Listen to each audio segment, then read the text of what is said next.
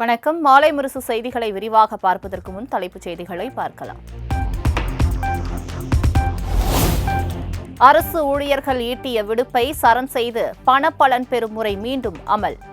Corona காலத்தில் நிறுத்தப்பட்ட நிலையில் மீண்டும் அமல்படுத்தப்படும் என அமைச்சர் அறிவிப்பு.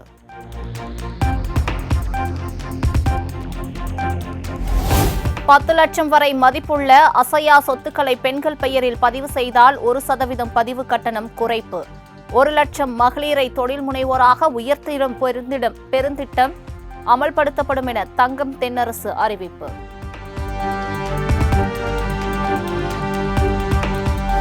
$2000 ஏக்கரில் சென்னைக்கு அருகில் உலகத்தர வசதிகளுடன் புதிய நகரம். சட்டப்பேரவையில் நிதியமைச்சர் தங்கம் தென்னரசு அறிவிப்பு.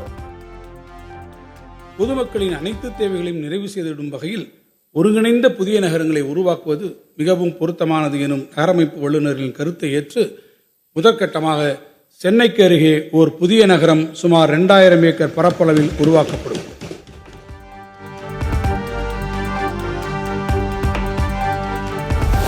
சென்னையில் 6வதாக 350 கோடி ரூபாயில் புதிய நீர்த்தேக்கம் அமைக்கப்படும். கோவளம் அருகே 4300 ஏக்கர் பரப்பளவில் நீர்த்தேக்கம் அமைய உள்ளதாக பேரவையில் அறிவிப்பு.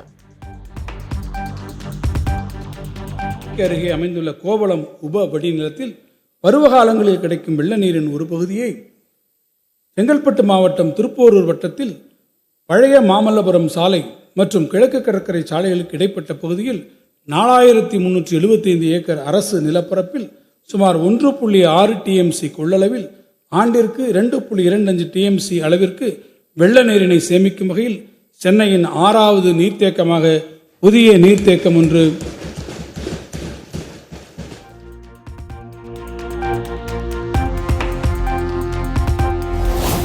ராமேஸ்வரத்தில் புதிய விமான நிலையம் அமைக்கப்படும். ஆன்மீக சுற்றுலா தளத்தை வளப்படுத்தும் வகையில் தமிழ்நாடு அரசு நடவடிக்கை. தென் தமிழ்நாட்டிற்கு சுற்றுலா பயணிகளின் வருகையை அதிகரிக்கவும் மாநிலத்தின் பொருளாதார வளர்ச்சி குன்றிய பகுதிகளின் ஒட்டுமொத்த முன்னேற்றத்திற்காகவும் ராமநாதபுரம் மற்றும் ராமேஸ்வரம் பகுதியில் புதிய விமான நிலையம் ஒன்று அமைக்கப்படும்.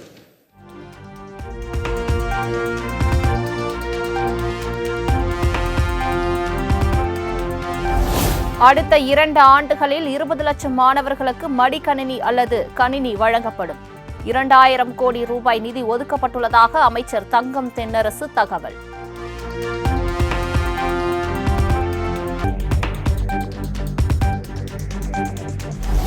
மக்கள் நல்வாழ்வுத்துறைக்கு நிதிநிலை அறிக்கையில் 21,906 கோடி ரூபாய் ஒதுக்கீடு. புற்றுநோயை தொடக்க நிலையிலேயே கண்டறியும் கருவிகளை வாங்க 110 கோடி ரூபாய் ஒதுக்கீடு. தேசிய நலவாழ்வு குழுமம் மூலம் செயல்படுத்தப்படும் திட்டங்களுக்கு 2754 கோடி ரூபாயும், டாக்டர் முத்துலட்சுமி ரெட்டி மகப்பேறு நிதியுதவி திட்டத்திற்கு 1092 கோடி ரூபாயும், முதலமைச்சரின் விரிவான மருத்துவ காப்பீட்டு திட்டத்திற்கு 1461 கோடி ரூபாயும், அவசர ஊர்தி சேவைகளுக்கு 348 கோடி ரூபாயும் இந்த வரவு செலவு திட்டத்தில் ஒதுக்கீடு செய்யப்பட்டுள்ளது.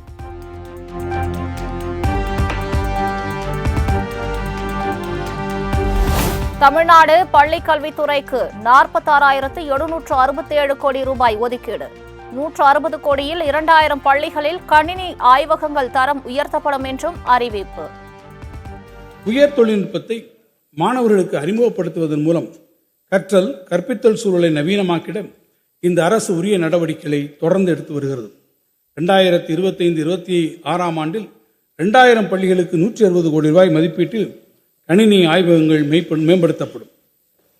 இந்த வரவு செலவு திட்ட மதிப்பீடுகளில் பள்ளிக் கல்வித்துறைக்கு 46,000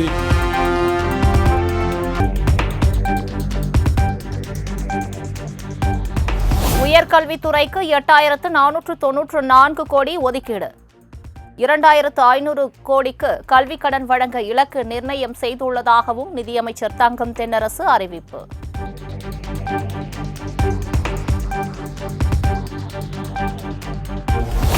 மகளிர் உரிமை தொகை திட்டத்தில் புதிய பயனாளிகளை சேர்க்க நடவடிக்கை. 13,807 கோடி ஒதுக்கீடு செய்யப்பட்டுள்ளதாக நிதியமைச்சர் தங்கம் தென்னரசு தகவல். மகளிர் நலன் காக்கும் இத்திட்டத்திற்காக இந்த வரவு செலவு திட்டத்தில் 13,807 கோடி ரூபாய் நிதி ஒதுக்கீடு செய்யப்பட்டுள்ளது.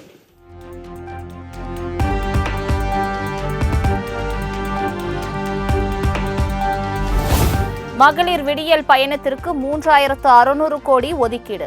புதுமை பெண் திட்டத்திற்கு ரூபாய் 420 கோடி ஒதுக்கப்படும் என்றும் அமைச்சர் தங்கம் தென்னரசு அறிவிப்பு. தமிழ்நாட்டு மகளிரிடையே பெரும் வரவேற்பை பெற்றுள்ள திட்டத்தின் மூலம் பேருந்து பயணம் செய்வோர்களில் பெண்களின் சதவீதம் 40லிருந்து 65% உயர்ந்துள்ளது.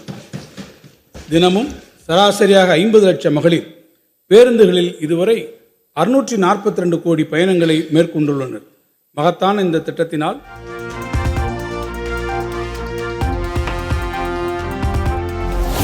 தமிழ்நாடு போக்குவரத்து துறைக்கு 12,964 கோடி ரூபாய் ஒதுக்கீடு. சென்னை, மதுரை, கோவையில் 1125 மின் பேருந்துகள் பயன்பாட்டுக்கு வரும் என அறிவிப்பு. இந்த வரவு செலவு திட்டத்தில் மகளிர் விடியல் பயண திட்டத்திற்கான 3600 கோடி ரூபாய், மாணவர்களுக்கான பேருந்து கட்டண மானியத்திற்காக 1782 கோடி ரூபாய், டீசல் மானியத்திற்காக 1857 கோடி ரூபாய் நிதி ஒதுக்கீடு செய்யப்பட்டுள்ளது.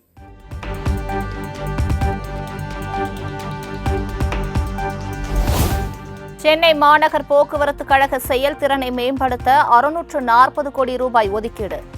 சென்னை, கிண்டி, வண்ணாரப்பேட்டையில் 50 கோடியில் பேருந்து முனையம் அமைக்கப்படும் எனவும் அமைச்சர் அறிவிப்பு.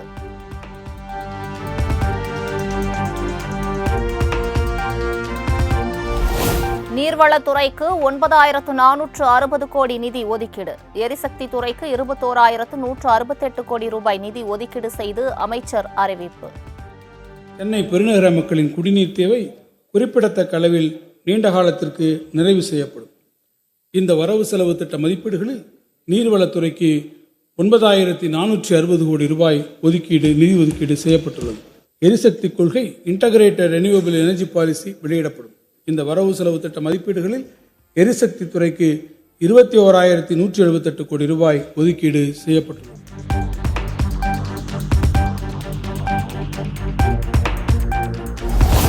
தமிழ்நாடு நிதிநிலை அறிக்கையில் தொழில் முதலீடு ஊக்குவிப்பு துறைக்கு 3,915 கோடி ஒதுக்கீடு. சிறு குறு நடுத்தர தொழில் நிறுவனங்கள் துறைக்கு 1,918 கோடி ரூபாய் ஒதுக்கீடு. அதிநவீன உயிர் அறிவியல் பூங்கா ஒன்று சென்னைக்கு அருகில் உருவாக்கப்படும். இதில் உலகத்தரம் வாய்ந்த தரமான உட்கட்டமைப்பு வசதிகள், பொது சோதனை மையங்கள், ஆய்வகங்கள் மற்றும் இத்துறையின் உயர் மதிப்பு கூட்டல் பொருட்களை உற்பத்தி செய்திட தேவையான பிற முக்கிய தொழில்நுட்ப வசதிகளுடன் ஆயத்த உற்பத்தி கூடங்கள் பிளக் அண்ட் பிளே ஆகியவை அமைக்கப்படும்.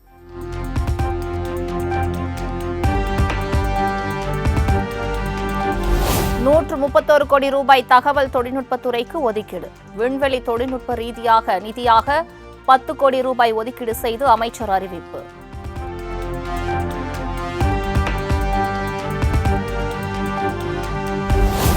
ஓசூர் விருதுநகரில் 400 கோடி ரூபாயில் டைடல் பூங்கா அமைக்கப்படும். ஓசூரை ஒட்டி அறிவுசார் பெருவழித்தடம் அமைக்கப்படும் என்றும் அமைச்சர் தங்கம் தென்னரசு அறிவிப்பு.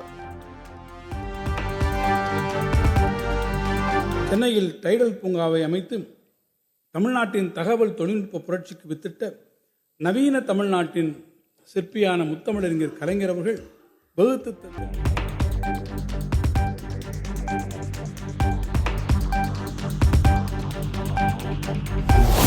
மதுரை, மேலூர், கடலூரில் காலனி தொழிற்சாலை 750 கோடி ரூபாயில் அமைக்கப்படும். சூலூர் மற்றும் பல்லடம் பகுதிகளில் செமி காண்டக்டர் இயந்திர பூங்கா அமைக்கப்படும் என்றும் அறிவிப்பு.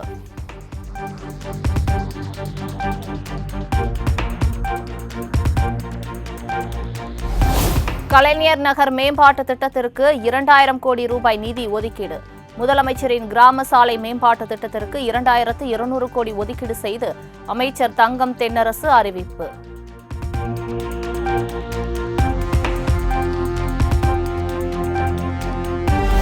அனைத்து கிராம அண்ணா மறுமலர்ச்சி திட்டத்தின் கீழ் 1087 கோடி மதிப்பீட்டில் திட்ட பணிகள் மேற்கொள்ளப்படும். கலைஞர் கனவு இல்ல திட்டத்தின் கீழ் 2025-26 1 லட்சம் கான்கிரீட் வீடுகள் 3500 கோடியில் கட்டப்படும் என தங்கம் தென்னரசு அறிவிப்பு. வரும் 2030ஆம் ஆண்டிற்குள் தமிழ்நாட்டின் ஊரகப் பகுதிகளில் 8 லட்சம் கான்கிரீட் வீடுகள் கட்டித்தரும் நோக்கத்துடன் சென்ற ஆண்டு தொடங்கப்பட்ட 1 லட்சம் புதிய வீடுகள் கட்டும் பணிகள் அனைத்து மாவட்டங்களிலும் விரைவாக நடைபெற்று வருகின்றன. அதைத் தொடர்ந்து 2025-26ஆம் ஆண்டில் 1 லட்சம் புதிய வீடுகள் 3500 கோடி ரூபாய் மதிப்பீட்டில் கட்டும் பணிகள் தொடங்கப்படும்.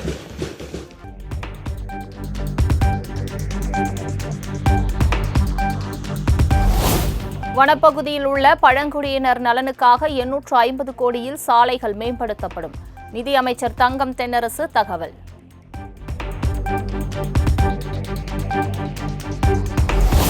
மாணவர்களிடையே சதுரங்க விளையாட்டை ஊக்குவிக்க பள்ளி பாடத்திட்டத்தில் சதுரங்கம் சேர்ப்பதற்காக பாடத்திட்டம் மாற்றம்.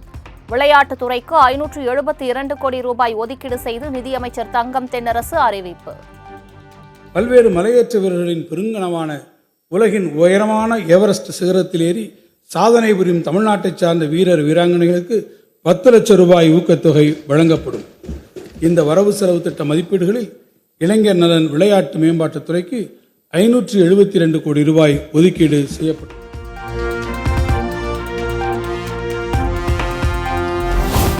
உலக தமிழ் ஒலிம்பியாட் போட்டி இனி ஆண்டுதோறும் நடத்தப்படும் என அமைச்சர் தங்கம் தென்னரசு அறிவிப்பு. வெற்றி பெறும் மாணவர்களுக்கு 1 கோடி ரூபாய் பரிசு வழங்கப்படும் எனவும் தகவல். தமிழ் செம்மொழியின் பெருமையினையும் தமிழ் பண்பாட்டின் சிறப்பினையும் உலகத்தமிழ் இளைஞர்களிடையே பரவிடச் செய்திடும் நோக்கத்தில் தமிழ்நாடு மட்டுமின்றி இதர இந்திய நகரங்களில் உள்ள பள்ளிகள் மற்றும் உலகத்தமிழ் மையங்களில் பயின்றிடும் மாணவர்களும் பங்கேற்கும் வகையில் கணினி வழி தேர்வு முறையில் உலகத்தமிழ் ஒலிம்பியாட் போட்டி இனி ஆண்டுதோறும் நடத்தப்படும்.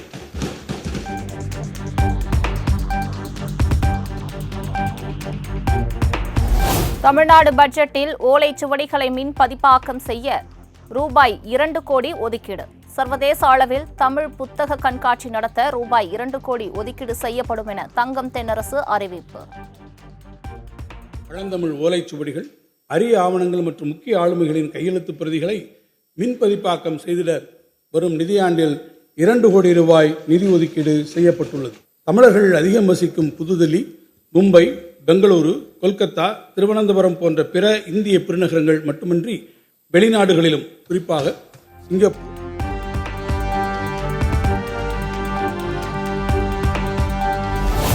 சிவகங்கை, சேலம், கோவை, கள்ளக்குறிச்சி, கடலூர், தென்காசி, தூத்துக்குடி, நாகையில் தொல்லியல் ஆய்வு நடத்தப்படும். அகழாய்வு தொல்லியல் ஆய்விற்காக 7 கோடி ஒதுக்கீடு செய்து நிதியமைச்சர் தங்கம் தென்னரசு அறிவிப்பு.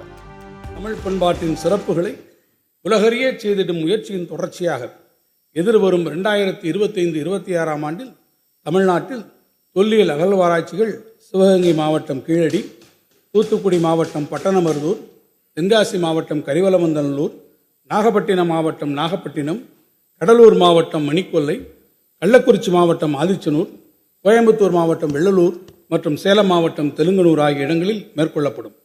வரும் நிதியாண்டில் தொல்லியல் அகழ்வாராய்ச்சி மற்றும் அறிவியல் ஆய்வுகள் மேற்கொள்ள 7 கோடி ரூபாய் நிதி ஒதுக்கப்படும்.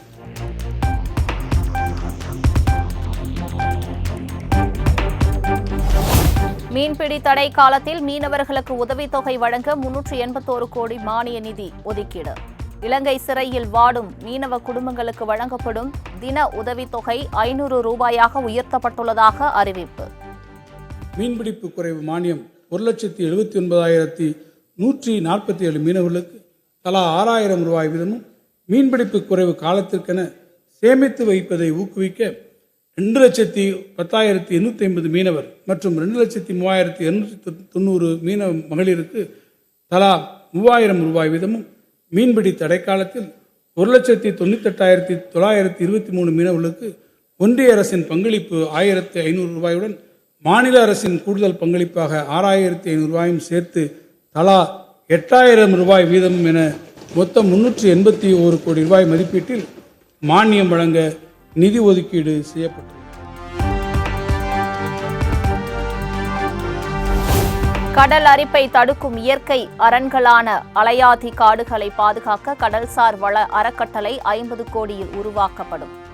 சென்னை, திருவான்மியூர், பாலவாக்கம், உத்தண்டி, தூத்துக்குடி மாவட்டம் குலசேகரப்பட்டினம், சாமியார்பேட்டை கடற்கரைகளுக்கு நீலக்கொடி அந்தஸ்து பெற நடவடிக்கை எடுக்கப்படும் என அறிவிப்பு.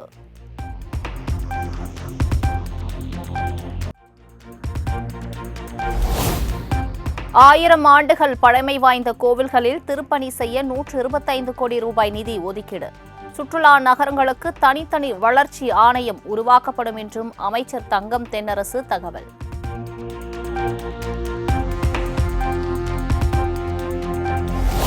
சாதி பாகுபாடு அற்ற ஊராட்சிகளுக்கு சமூக நல்லிணக்க ஊராட்சி விருது வழங்கப்படும். தலா 1 கோடி என 10 ஊராட்சிகளுக்கு வழங்கப்படும் என்றும் அமைச்சர் தங்கம் தென்னரசு அறிவிப்பு. சாதி பாகுபாடற்ற சமூக நல்லிணக்கத்தையும் சமூக ஒற்றுமையையும் கடைபிடிக்கும் ஊராட்சிகளை ஊக்குவித்து கௌரவிக்கும் வகையில் தகுதி படைத்த 10 ஊராட்சிகளுக்கு தலா 1 கோடி ரூபாய் ஊக்கத்தொகையுடன் கூடிய சமூக நல்லிணக்க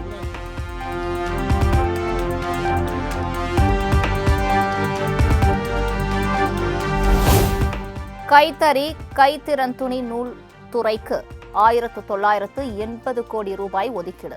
விலையில்லா வேட்டி சேலைகளை வழங்க 673 கோடி ரூபாய் ஒதுக்கப்பட்டுள்ளதாக அமைச்சர் தங்கம் தென்னரசு தகவல்.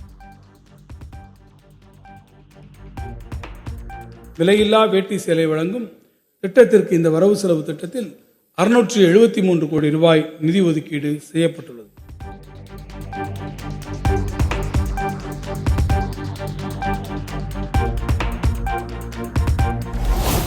பத்தொன்பதாயிரம் கைவினை கலைஞர்களுக்கு மானிய நிதியாக 74 கோடி ரூபாய் ஒதுக்கீடு. கலைஞர் கைவினை திட்டத்தை மேம்படுத்தும் வகையில் அறிவிப்பு.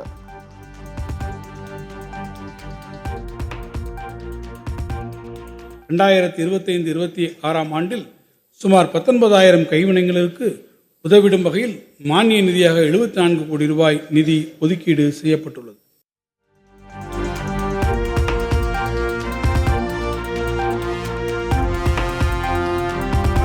வரும் ஆண்டில் மாநில வரி வருவாய் 2,20,000 கோடியாக இருக்கும் என எதிர்பார்ப்பு. மாநில அரசின் சொந்த வரி வருவாய் வரும் நிதியாண்டில் 14.6% வளர்ச்சி பெறும் என கணிக்கப்பட்டுள்ளதாக அமைச்சர் தங்கம் தென்னரசு தகவல். 252 கோடி ரூபாயாக மதிப்பிடப்பட்டுள்ளது. 2025-26 ஆண்டிற்கான வரவு செலவு திட்ட மதிப்பீடுகளில் மாநிலத்தின் சொந்த வரி வருவாய் 2,20,895 கோடி ரூபாயாக மதிப்பிடப்பட்டுள்ளது. மாநில பொருளாதாரத்தில் ஏற்பட்டுள்ள வளர்ச்சி, வரி விகிதங்களில் மேற்கொள்ளப்பட்ட திருத்தங்கள், வரி வசூல் திறனில் முன்னேற்றம் ஆகியவற்றின் பலனாக மாநிலத்தின் சொந்த வரி வருவாய் 2025-26 ஆண்டில் 14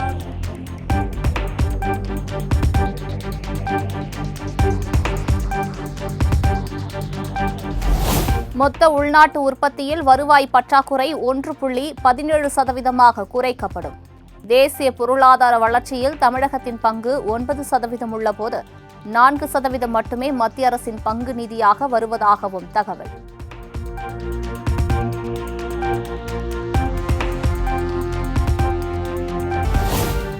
தமிழ்நாடு அரசு தாக்கல் செய்துள்ள பட்ஜெட் ஏமாற்றம் அளிக்கிறது. கல்விக் கடன் ரத்து செய்யப்படும் என்று எதிர்பார்த்து காத்திருந்த மாணவர்களுக்கு ஏமாற்றம் அடைத்துள்ளதாக எடப்பாடி பழனிசாமி குற்றச்சாட்டு.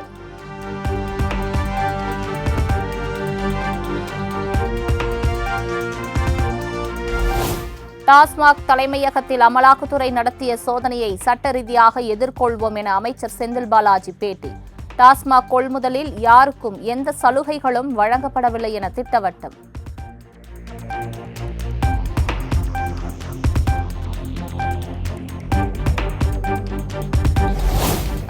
மனிதநேய மக்கள் கட்சி எம்எல்ஏ ஜவாஹிருல்லாவுக்கு விதிக்கப்பட்ட தண்டனை உறுதி. வெளிநாடுகளில் இருந்து சட்டவிரோதமாக 1.5 கோடி நிதி பெற்றது தொடர்பான வழக்கில் சென்னை உயர்நீதிமன்றம் உத்தரவு.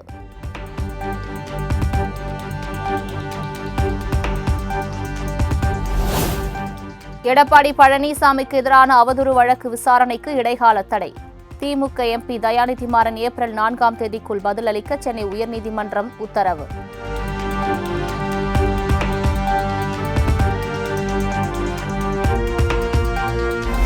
முதலமைச்சர் குறித்து அவதூறு கருத்துக்களை பேசியதற்காக முன்னாள் அமைச்சர் சி.வி. சண்முகம் மீது பதிவு செய்யப்பட்ட வழக்குகள் ரத்து. சட்டத்துறையின் முன்னாள் அமைச்சர் என்ற முறையில் சி.வி. சண்முகம் கவனமாக பேச வேண்டும் என்று சென்னை ஐகோர்ட் அறிவுறுத்தல்.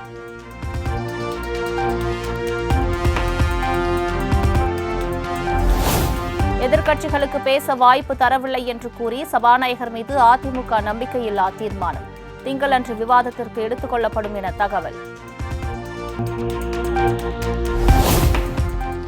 எந்த ஒரு தேசிய சின்னத்தையோ அவற்றை குறைத்து மதிப்பிடும் எண்ணமோ எங்களுக்கு இல்லை. இந்திய ஒருமைப்பாட்டிலும் வளர்ச்சியிலும் நாங்கள் பெரும் மதிப்பு கொண்டுள்ளோம் என அமைச்சர் தங்கம் தென்னரசு பேட்டி.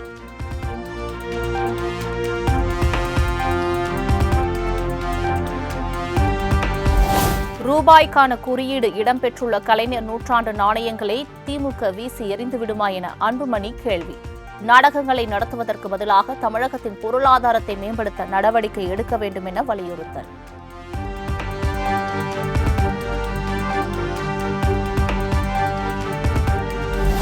சென்னையில் தெருநாய்களை தொடர்ந்து வளர்ப்பு நாய்களின் உடலிலும் மைக்ரோ சிப்கள் பொருத்த மாநகராட்சி முடிவு. நாய்கள் தெருவில் கைவிடப்படுவதை தவிர்க்கும் வகையில் நடவடிக்கை.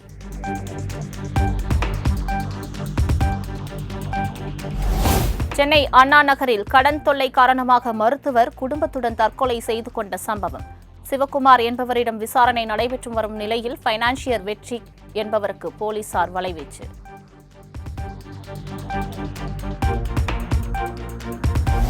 நீலகிரி மாவட்டம் அரக்காடு கிராமத்தில் சிறுத்தை தாக்கி பெண் பலியான சம்பவம். தானியங்கி கேமராக்கள் பொருத்தி ஆட்கொல்லி சிறுத்தையை கண்காணிக்க நடவடிக்கை.